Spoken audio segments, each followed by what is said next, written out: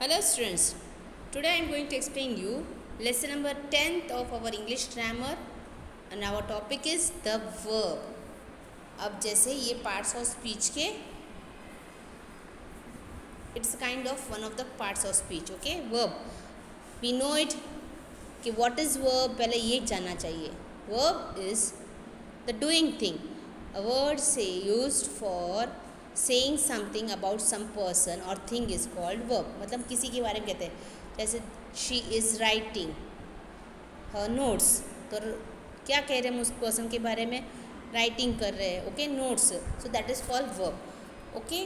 That is doing thing. जो action word जो होता है हमारे सेंटेंस में that is called verb, okay. You can see here there are three kinds of verbs. First, transitive verb. Second is intransitive verb, and third is helping verb. Now, how to find them all? Three kinds of verbs say there is somewhat little difference. Okay, you will see here in this topic. First one is transitive word.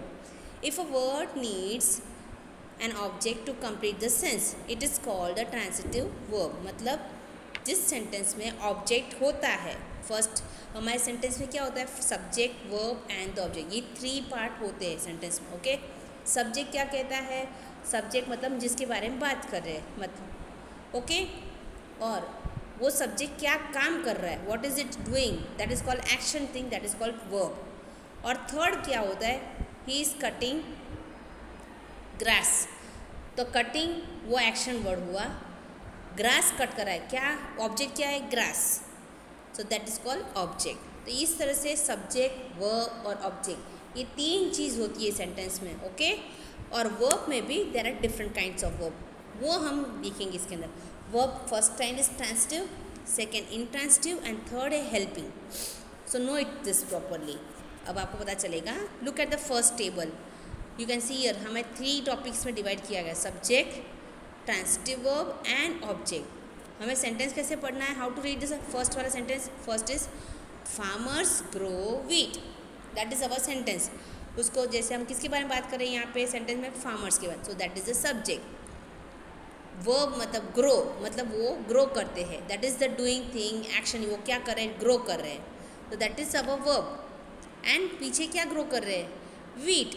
So that is the object. मतलब तीन चीज़ आई, subject भी है, verb भी है और object, तीनों चीज़ होती है. दैट काइंड ऑफ सब sentence is called transitive verb, okay.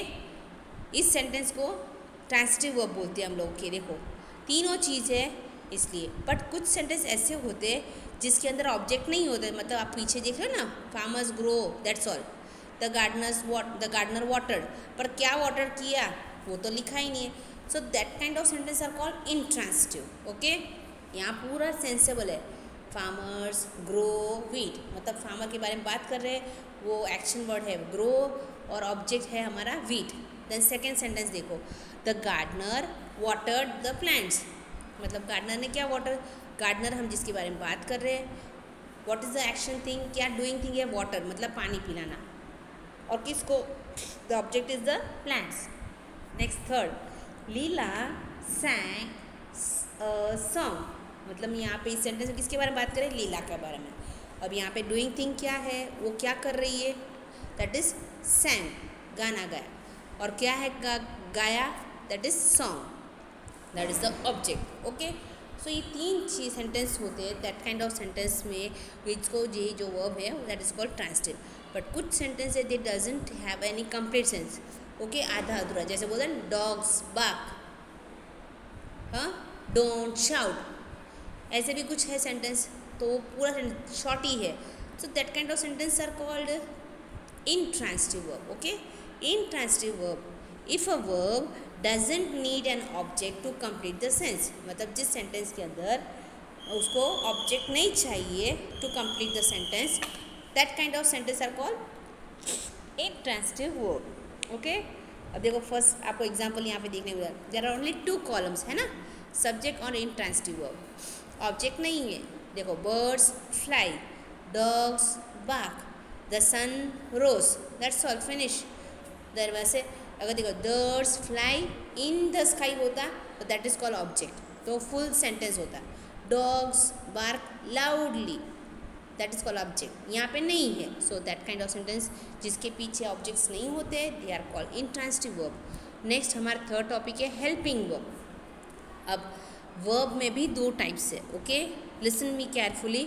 Verbs में भी दो टाइप है, ये ट्रांसिटिव इंट्रांसिटिव आपने देख लिया, बट हेल्पिंग वर्ब में दो टाइप्स है। First main verb and the helping verb. अब ये क्या हुआ, मेन वर्ब मतलब जो एक्शन थिंग होता है, coming, going, reading, sleeping, barking, all this thing comes in the main verb, action thing है, उसको हेल्प करने वाले कहते हैं। आपने सेंटेंस में देखा होगा इज, एम, आर, वेयर, है ना, they are called helping verb या ऑक्सिलरी वर्ब। हेल्पिंग वर्ब को हम दूसरा नाम क्या बोल सकते हैं, auxiliary verb, okay. So look at third topic helping verb, a word which helps the main verb to form a tense is called a helping. मतलब मेन वर्ब जो होता है ना हमारा एक्शन वाला, रीडिंग, कमिंग, गोइंग, बार्किंग, ये सब हमारे इस सेंटेंस में है ना हेल्पिंग में, दे आर कॉल्ड मेन, जो एक्शन वर्ड है उसको हेल्प करने वाले कौन से, इज, आर, एम, विल, शल।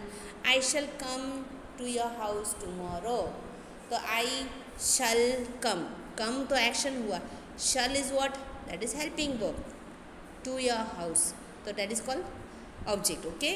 तो इस सेंटेंस में देखो, you can see subject verb है, वर्ब के भी दो कॉलम्स लगे, that is helping verb first आएगा, उसके बाद में मेन वर्ब होता है, एंड देन कम्स कॉम्प्लीमेंट।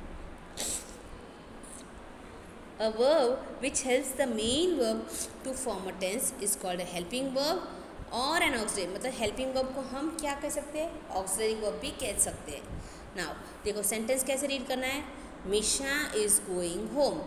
अब इस सेंटेंस में किसके बारे में बात कर रहे हैं, Misha. So Misha is the subject, going that is the action thing, but is going, तो is comes here the helping verb, going action word हुआ, so that is the main verb, and last comes home, so that is a complement, okay। now my father will come tomorrow, तो my father हम अपने पापा के बारे में my father के बारे में बात करें, he is the subject, come is the action, but will come, so will उसको help कर रहा है verb को, okay, so that is will helping verb हुआ, come is the main verb and tomorrow is the complement। next, dogs are barking in the street। About whom we are talking, dogs, तो dogs barking, तो barking के बाजू में क्या है, where barking, so where is the helping verb, main verb हुआ barking, in the street is the complement। अब आपको थोड़ा आइडिया आ गया होगा what is subject, verb and object complement। Anita can solve this question, तो हम यहाँ पे किसके बारे में बात करें, Anita, so she is the subject, solve, Anita solve this question, तो can solve, so can is the helping verb. I will tell you, मैं आपको एक नोट्स में थोड़े हेल्पिंग वर्ब्स दिखा दूँगी, okay, so you can know get an idea क्या helping verbs में आ सकते हैं this question, okay. Now some transitive verb, अब हमारे ट्रांसिटिव वर्ब में भी देखो there is two objects, indirect object and direct object. अब इनडायरेक्ट क्या होते हैं ये हम देखेंगे।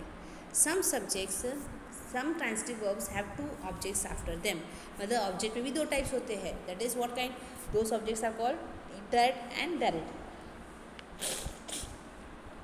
फर्स्ट सब्जेक्ट, सेंटेंस में क्या क्या होता है, सब्जेक्ट, फिर वर्ब होता है एंड ऑब्जेक्ट। हमने फर्स्ट में क्या देखा, टू टाइप्स ऑफ वर्ब्स देखा, transitive and transitive. Now we are seeing two types of object, that is double object, मतलब direct and indirect. So now you will find first is एक first sentence read करते हैं, my father gave me a pen, okay, my father gave me a book, okay, here the sentences. तो हम किसके बारे में बात करें, father, so that is the subject, verb action the gave, a me a book, book हुआ हमारा object, so that is the direct object, तो me comes in the indirect object, और इनडायरेक्ट ऑब्जेक्ट हमेशा डायरेक्ट वर्ब के object के आगे होता है, okay, it comes in the before the direct object. You can see me, us, you, him, ऐसे आता है। Our teacher taught us English, हम किसके बारे में बात कर रहे हैं, टीचर, तो our teacher is the subject, action thing क्या है, टॉट, टीच, टॉट जो भी है, that is the verb, English is the direct object, तो us is our indirect object, okay. Mohan sent his brother a gift, So Mohan is a subject, sent is a transitive verb, okay, and sent a gift हुआ है, तो gift is the direct object, but his brother, उसके भाई को, that comes in indirect object, okay. She asked him a question, so subject is she, asked मतलब पूछना, that is the verb action thing, a question that is direct object, तो यहाँ पे him is our indirect object. My father brought me a pen, तो my father subject, bought is the action thing, a pen direct object, me is our indirect object. Dash show Manu my letter, show Manu my letter, ऐसे बोला. देखो sentence में subject नहीं है, ऐसा भी हो सकता है, वर्ब से भी स्टार्ट हो सकता है. शो मतलब दिखाना, that is action thing, okay. My letter, Manu my letter मतलब मनु तीसरा person, so that is indirect object, okay. My letter is the direct object, okay. अब देखो नोट में क्या है, that indirect object always stands first, मतलब कि डायरेक्ट ऑब्जेक्ट के पहले आता है indirect object. We can put the direct object first, but that we have to put a suitable prepositions. हम डायरेक्ट ऑब्जेक्ट भी आगे लगा सकते हैं, बट फिर उस सेंटेंस में हमें प्रीपोजिशंस लगाने पड़ेंगे इंसर्ट बिफोर द इनडायरेक्ट, मतलब इनडायरेक्ट ऑब्जेक्ट के आगे भी प्रीपोजिशंस जैसे टू, फ्रॉम, फॉर ऐसे लगाने पड़ेंगे. और अगर प्रीपोजिशंस नहीं लगाने तो फिर इनडायरेक्ट ऑब्जेक्ट को आगे लगा देना है, दैट्स ऑल. अब नेक्स्ट हुआ है हमारे, देखो ऐसे प्रीपोजिशंस लगाने वाले आपको अगर यूज़ करना है, if you are putting direct object in the front, हाँ, तो प्रीपोजिशंस लगा के फिर इनडायरेक्ट ऑब्जेक्ट यूज़ कर, that is second column. You can see here first वाले कॉलम में क्या है, इनडायरेक्ट ऑब्जेक्ट हम आगे लगाए, but if you want to put indirect object at the last, तो आपको क्या करना पड़ेगा, वहाँ पे प्रीपोजिशन यूज़ करना पड़ेगा. Now you can see this in the last table, okay. Study the following, study the following लिखा है, लिखो यार. सब्जेक्ट है, वर्ब है, दैट इज ट्रांजिटिव वर्ब है, और ऑब्जेक्ट में फर्स्ट डायरेक्ट ऑब्जेक्ट आ गया, लास्ट में इनडायरेक्ट ऑब्जेक्ट डाला है. तो when we apply this kind of rule, तो हमें क्या करना पड़ेगा, डायरेक्ट ऑब्जेक्ट अगर आगे आ रहा है तो प्रीपोजिशन के बाद ही इनडायरेक्ट ऑब्जेक्ट आएगा. We can't put it directly, okay. Direct object जब भी आप आगे लगा रहे हो, then you have to use preposition in front of it, और लास्ट में इनडायरेक्ट ऑब्जेक्ट आएगा. यू क्या प्रीपोजिशन मतलब क्या है, टू, कोई भी पोजिशन दिखा, to, from, for, at, on, ये सब, okay. In. Now my father gave a book to me, okay. देखो ऊपर वाला सेंटेंस देखो, सेम वही की वही यहाँ पे कीजिए किया है. माई फादर सब्जेक्ट रहेंगे, गेव वर्ब है, डायरेक्ट ऑब्जेक्ट क्या, अ बुक लिखा है, तो फिर हम यहाँ पे मी है इनडायरेक्ट ऑब्जेक्ट यू पीछे लगा रहे हैं. So what are we using the preposition, that is to. My father gave a book to me, mostly to आता है, ज़्यादा से ज़्यादा to, for, from. Second sentence देखो, our teacher taught us English है, तो यहाँ पे the teacher taught English, that object आ गया, तो टू अस, ओके. वापस हमने प्रीपोजिशन टू लगाया.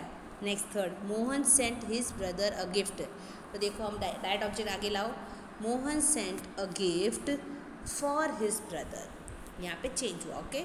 उसके भाई को, टू नहीं, for his brother. She asked him a question, तो लगाओ चलो, she asked a question for him, for भी लगा से, टू हिम भी पूछ सकते हैं. She asked a question to him. My father brought me a pen, तो देखो my father brought a pen for me, okay. Then last देखो, शो मनु माई लेटर, तो लाओ show my letter to Manu, okay.